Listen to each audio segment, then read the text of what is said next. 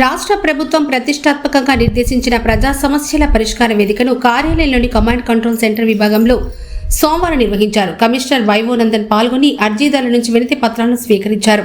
ఈ సందర్భంగా కమిషనర్ మాట్లాడుతూ టిడ్కో గృహ సముదాయాల్లో అసంపూర్తిగా ఉన్న నిర్మాణాలను పూర్తి చేసి త్వరలో ప్రజలకు అందించనున్నామని తెలిపారు. టిడ్కో గృహాల కోసం అర్హులైన ప్రజలు దరఖాస్తు చేసుకోవాలని స్థానిక సచివాలయంలో అమ్యూనిటీస్ కార్యదర్శిని లేదా నెల్లూరు నగరపాలక సంస్థ కార్యాలయంలోని 2వ అంతస్తులోని హౌసింగ్ విభాగాన్ని సంప్రదించాలని సూచించారు.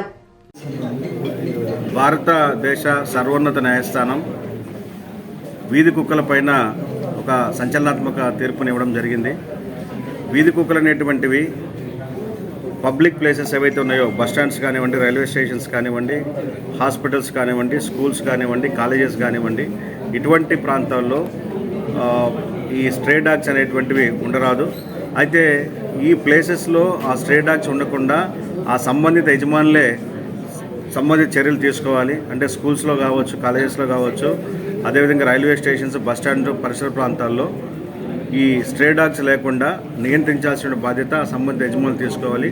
అదేవిధంగా పబ్లిక్ ప్లేసెస్లో అంటే విత్ ఇన్ ద ప్రమిసెస్ ఏమో సంబంధిత యజమానులు చర్యలు తీసుకోవాలి. అంటే కాంపౌండ్ వాళ్ళు హైట్ ట్రై చేసుకోవడం కానివ్వండి, ఫెన్సింగ్ పెట్టుకోవడం కానివ్వండి, అంటే విత్ ఇన్ ద కాంపౌండ్లో ఎవరికి ఎటువంటి ఇబ్బంది కలగకుండా, అసౌకర్యం కలగకుండా ఈ వీధి కుక్కలు రాకుండా వారు చర్యలు తీసుకోవాలి.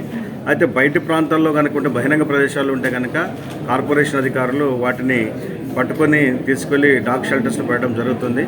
అయితే ఎవరైతే ఈ ప్రేమికులు ఉన్నారో, ఈ వీధి కుక్కలలో లేదా జంతు ప్రేమికులు ఉన్నారో, వీళ్ళందరూ కూడా యానిమల్ లవర్స్ అందరూ కూడా సర్వోన్నత న్యాయస్థానం యొక్క తీర్పుని అర్థం చేసుకొని మీరు కూడా సహకరించాలని చెప్పి, అదేవిధంగా వీటికి ఫుడ్ పెట్టే వాళ్ళు ఎక్కడంటే అక్కడ రోడ్ల మీద, ట్రైన్స్ మీద పెడుతూ ఉంటారు. అట్లా కాకుండా ఈ ఫుడ్ పెట్టడానికి కూడా సపరేట్ సెంటర్స్ కూడా ఏర్పాటు చేస్తున్నాము. సో వీరు కూడా ఫుడ్ ఎక్కడంటే అక్కడ రోడ్ల మీద, ట్రైన్స్ మీద వేయకుండా ఎక్కడైతే డిజిగ్నేటెడ్ ప్లేసెస్లో ఉంటాయో ఆ డిజిగ్నేటెడ్ ప్లేస్లో మాత్రమే వాటికి ఫుడ్ సర్వ్ చేయాల్సిందిగా తెలియజేస్తూ అందరూ కూడా ఈ తీర్పును అమలు చేయడానికి సహకరించాలని చెప్పి విజ్ఞప్తి చేస్తున్నాను. ఈరోజు నెల్లూరు నగరపాలక సంస్థ కార్యాలయంలో ప్రజా ఫిర్యాదుల పరిష్కార దినోత్సవ సందర్భంగా ఇప్పటివరకు 48 మంది ఫిర్యాదుదారులు వివిధ అంశాలపైన అర్జీలు సమర్పించున్నారు.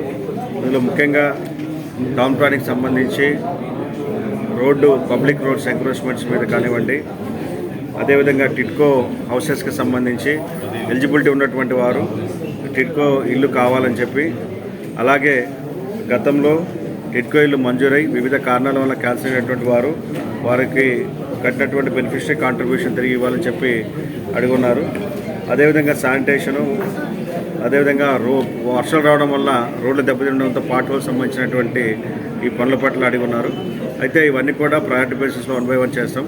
ముఖ్యంగా టిడ్కోలకు సంబంధించి గతంలో ఎవరికైతే అలాట్మెంట్ చేస్తున్నారో వారందరికీ కూడా ఇల్లు ఇంకా ఫినిషింగ్ స్టేజ్లో ఉన్నటువంటి ఆ ఫినిషింగ్ వర్క్ జరుగుతూ ఉన్నాయి. వాటన్నిటి కూడా త్వరితగతిన పూర్తి చేసి ముఖ్యంగా 300 SFT కానివ్వండి, 365, 430 SFTకి సంబంధించినటువంటి అన్ని ఇల్లు కూడా త్వరలో అందరికీ అలాట్ చేస్తామని, అయితే ఇప్పటికే ఎవరికైతే కీస్ హ్యాండ్ ఓవర్ చేసి ఉన్నామో వారందరూ కూడా త్వరితగతిన మీ ఇళ్లలో చేరాలని చెప్పి ఈ సందర్భంగా విజ్ఞప్తి చేస్తున్నాను. ఎందుకంటే ఒకసారి ఇల్లు మీకు హ్యాండ్ ఓవర్ చేసిన తర్వాత మీరు వెళ్ళి అక్కడ కాపురం ఉండకపోయినట్లయితే అక్కడ ఉన్నటువంటి వస్తువులు థెఫ్ట్ అవడము, లేకపోతే వస్తువులు పాడవకపోవడం జరుగుతుంది. మళ్ళీ మీరు అవసరమైనప్పుడు వెళ్ళి మాకు అవన్నీ రిపేర్ చేయించాలంటే కూడా అది ఆర్థికంగా అటు ఏజెన్సీకి, ఇటు కార్పొరేషన్ ఇద్దరు కూడా భారం. కాబట్టి ఎవరికైతే టిడ్కో ఇల్లు ఇప్పటికే హ్యాండ్ ఓవర్ చేస్తున్నామో దయచేసి అందరూ కూడా ఆ ఇల్లులో చేరాలి. లేనట్లయితే ప్రొసీజర్ ఫాలో అయ్యి వారికి ఆ ఇల్లు క్యాన్సిల్ చేయబడతాయి. అదేవిధంగా మనకి నెల్లూరు నగరంలో డ్రైనేజీ కాలువల పైన ఆక్రమణలు ఉండడం ద్వారా ఆక్రమణ వల్ల మనకి చిన్నపాటి వర్షానికి కొన్ని ప్రాంతాల్లో వర్షం ఎక్కువగా నిలుస్తూ ఉంది. నీళ్లు నిలవడం వల్ల ప్రజా రవాణాకు అంతరాయం కలుగుతూ ఉంది. అయితే గతంలో పోల్చినప్పుడు కొంత మెరుగున్నప్పటికీ ఇప్పటికి కూడా ఇంకా కాలువల మీద, ఇరిగేషన్ కెనాల్స్ మీద, అదేవిధంగా మున్సిపల్ డ్రైన్స్ మీద, స్టామర్ డ్రైన్స్ మీద ఆక్రమణలు తాత్కాలిక మరియు శాశ్వత భవనాలు కట్టి ఉన్నారు. వాటన్నింటినీ కూడా మీరే తొలగించుకోవాలని, లేనట్లయితే చట్ట ప్రకారం వాటిని కూడా తొలగిస్తామని చెప్పి ఈ సందర్భంగా తెలియజేస్తున్నాను. ఇప్పటి వరకు మనకి నెల్లూరు సిటీలో ఉన్నటువంటి ప్రధాన కాలువలపైన 1000కి పైగా ఆక్రమణలు గుర్తించడం, మార్కింగ్ కూడా ఇవ్వడం జరిగింది. అయితే వాటన్నిటినీ ఖచ్చితంగా వారికి అవకాశం ఇచ్చిన తర్వాతనే వారికి ప్రత్యామ్నాయం, అంటే నిజంగా ఇల్లు పూర్తిగా కోల్పోయేవారు ఉండగానుక ఉన్నట్లయితే వారికి ప్రత్యామ్నాయంగా ఏర్పాటు చేసి అవి తొలగిస్తామని చెప్పి ఈ సందర్భంగా తెలియజేస్తుంది.